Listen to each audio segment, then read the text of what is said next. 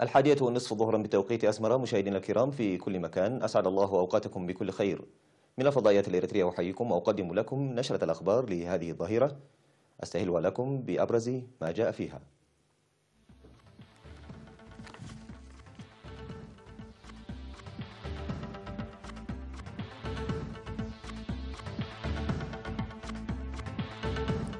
تواصل الأنشطة الزراعية في شمال البحر الأحمر، حملة تشجير واسعة في بريخ، مساعدة المزارعين المحتاجين في عد قيح، إسرائيل تهدد إيران برد عسكري، آسيان تسعى لاتفاق للأمن الإلكتروني مع روسيا، وقوات الناتو تطلق تدريبا مشتركا في جورجيا.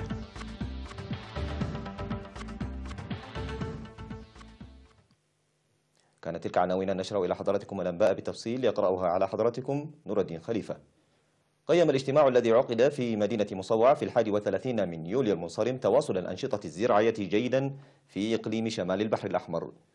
وقدمت مكاتب الوزارات وإدارات المديريات والاتحادات تقارير عملها، وأوضحت عن رأي المساحات الزراعية الشاسعة في مديريات فورو وشعب وجندع وأفعبت ومصوع من السيول المنحدرة من الهضبة، حيث تم حراسة مساحة حوالي 33 ألف هكتار على مستوى الإقليم، وزراعة نسبة 84% منها.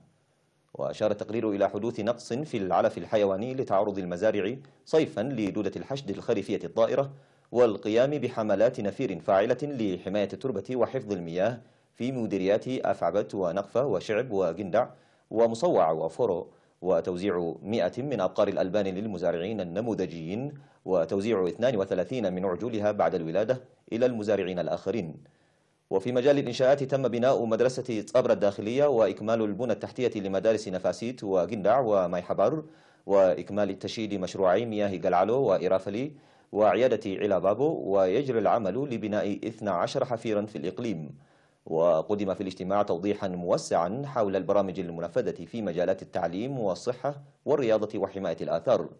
ودعا حاكم إقليم شمال البحر الأحمر العميد تخلل بسو في نهاية الاجتماع لتعزيز دور مدراء المديريات لتقوية مشاركة المواطنين في برامج العمل، مؤكدا على اهتمام إدارة الإقليم لالتزام عمال المؤسسات الحكومية بساعات العمل وتقديم خدمات جيدة.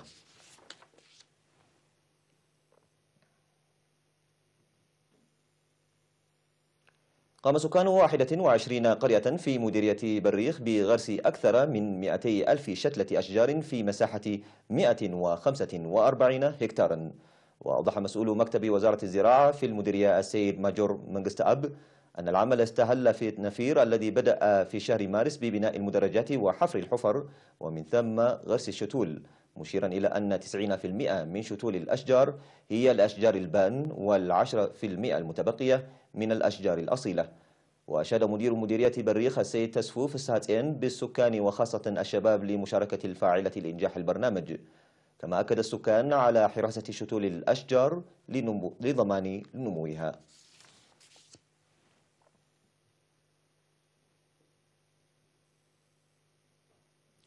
حصل مزارعون محتاجون من 16 ضاحية بمديرية عد قيح على دعم بمبلغ 2,160,000 نقفة لشراء البذور. وأوضح مسؤول مكتب الزراعة في المديرية السيد جديهون منقشة أن المزارعين تم التعرف على أوضاعهم عبر إدارات ضواحيهم، وقد أقيمت لجنة لمتابعة توزيع الدعم، وشكر المزارعون بدورهم الدعم الحكومي الذي مكنهم من زراعة مزارعهم، وسيعملون جاهدين لمحصول وفير. في غضون ذلك أشار خبير تنمية الأشجار والحياة البرية السيد يوهانس كفل مريم في مديرية عد قيح عن تجهيز أكثر من 315 ألفا من شتول الأشجار في مشتل المديرية لتوزيعها في 18 ضاحية.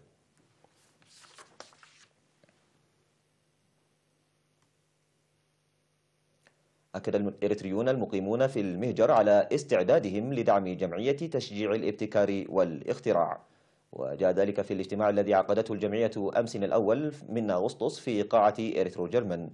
وقال رئيس الجمعية السيد سامييل جبر أدوناي إن الاجتماع يهدف إلى خلق جسر لأعضاء الجمعية من المبتكرين والمخترعين مع الإريتريين المقيمين في الخارج، وتمهيد الأرضية لحصولهم على الدعم سواء كان ماديا أم معنويا. وذكر أن الجمعية تضم إلى جانب المخترعين مشجعي الاختراع، ويجري العمل بقوة لجعل منتجات المخترعين تسهم لتطور البلاد. وشدد الشاب يوناتان عقبة ميكائيل القادم من بريطانيا على أهمية إقامة الجمعية الوطنية لتشجيع الابتكار والاختراع، مؤكدا على الجاهزية للمساهمة بالدعم الفني والمالي والأفكار الداعمة والكتب المرجعية.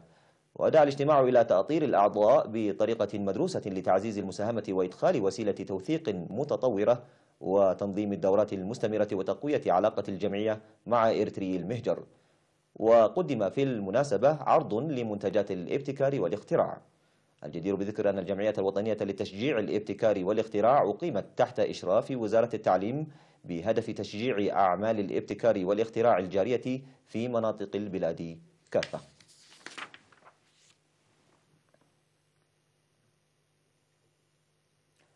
تشهد مديرية نقفة منذ شهر يناير أنشطة تنافير لحماية التربة وحفظ المياه، إضافة إلى بناء سد وصيانة الطرق.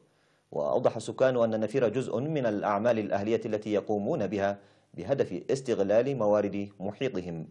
وأكد السكان أن دعم الإسمنت والمعدات الذي قدمته إدارة المديرية أسهم كثيرا لفعالية العمل. وذكر مسؤول مكتب وزارة الزراعة في المديرية السيد محمد صالح محمد أن المبادرة التي يقوم بها السكان لحل مشكلة المياه والمواصلات تعتبر نموذجية.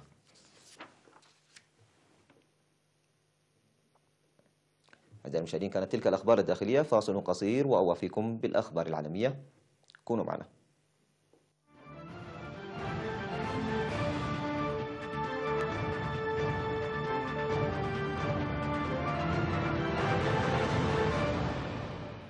أهلا بكم مجددا. قال رئيس الوزراء الإسرائيلي بنيامين نتنياهو إن إسرائيل ستنشر جيشها إذا حاولت طهران إغلاق مضيق باب المندب الذي يربط البحر الأحمر بخليج عدن. وقال نتنياهو إذا حاولت إيران إغلاق مضيق باب المندب فأنا متأكد من أنها ستجد نفسها في مواجهة تحالف دولي سيكون مصمما على الحيلولة دون حدوث ذلك، وهذا التحالف سيشمل أيضا كل الأفرع العسكرية لإسرائيل. ولم تهدد إيران بإغلاق باب المندب، لكنها قالت إنها ستغلق مضيق هرمز إذا تم منعها من تصدير النفط.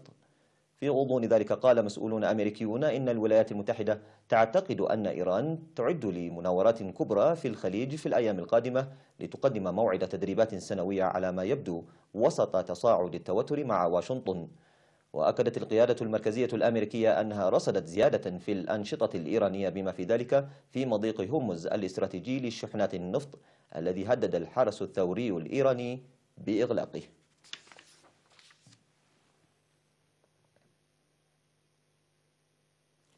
تأمل دول جنوب شرق آسيا في التوصل إلى اتفاق حول الأمن الإلكتروني خلال الأيام القادمة مع روسيا التي تتهمها واشنطن بالتدخل في الانتخابات الأمريكية، وذلك بعد سلسلة من عمليات التسلل الكبيرة في المنطقة. وتناقش مسودة وثيقة مسألة الاتفاق مع روسيا، ومن المقرر أن تصدر الوثيقة عن وزراء خارجية الدول الأعضاء في رابطة دول جنوب شرق آسيا آسيان التي تضم 10 أعضاء في ختام الاجتماعات الجارية في سنغافورة. وعانت سنغافورة التي تستضيف اجتماعات آسيان في الآونة الأخيرة من أسوأ هجوم إلكتروني تتعرض له على الإطلاق، عندما سرق متسللون المعلومات الشخصية لحوالي 1,000,000 شخص، ومن بينهم رئيس الوزراء ليه سيانغ لونغ من قاعدة بيانات صحية حكومية. والتقى مسؤولون كبار من رابطة آسيان وروسيا في مارس في جاكرتا لإجراء محادثات موسعة حول التعاون في المجالات السياسية والأمنية والاقتصادية وغيرها.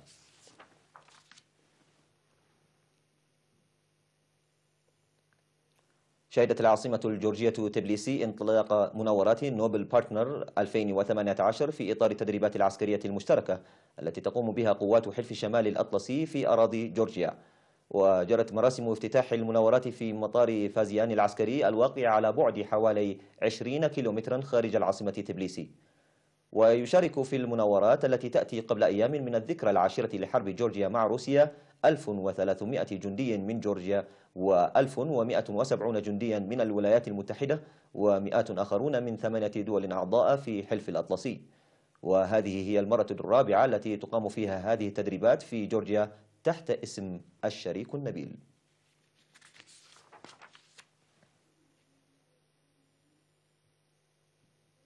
أظهرت لقطات رائعة إحدى البحيرات المالحة في مدينة يونغشينغ بمقاطعة شانشي شمال الصين، وهي تكتسي بألوان ساحرة متعددة عندما تتغير كثافة الماء وارتفاع درجات الحرارة. ويعود السبب في تعدد ألوان البحيرة الملحية التي يزيد عمرها عن 1000 عام إلى أنواع الطحالب المختلفة الألوان والموجودة بكميات كبيرة، وتتأثر درجة اللون بمدى كثافة الطحالب وانعكاس الضوء عليها، إضافة إلى ألوان الجمبري الذي يتكاثر بسرعة تحت ظروف الطقس الحار، بالإضافة لعوامل أخرى. علاوة على ذلك، مع استمرار درجات الحرارة في الارتفاع تصبح الألوان أكثر حيوية، وتعرض البحيرة قوس قزح من الظلال العميقة. وبحيرة يونغشينغ الملونة يبلغ عمقها 324 مترا، وتغطي مساحة إجمالية قدرها 132 كيلومترا مربعا، وهي واحدة من 3 بحيرات تحتوي على كميات مهولة من ملح الصوديوم الممتاز وكبريتات الصوديوم في العالم. أعزائي المشاهدين، بهذا قدمت لحضراتكم نشرتنا الإخبارية لهذه الظهيرة من الفضائيات الإرثية. أشكركم على طيب إصغائكم ومتابعتكم. إلى اللقاء.